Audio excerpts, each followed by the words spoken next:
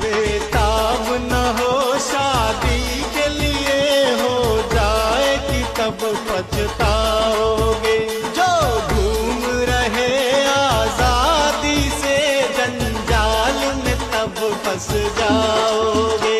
शादी के बाद बस कुछ दिन तक बीवी पर जान लुटाओगे। शादी के बाद बस कुछ दिन तक बीवी पर जान लुटाओगे। फिर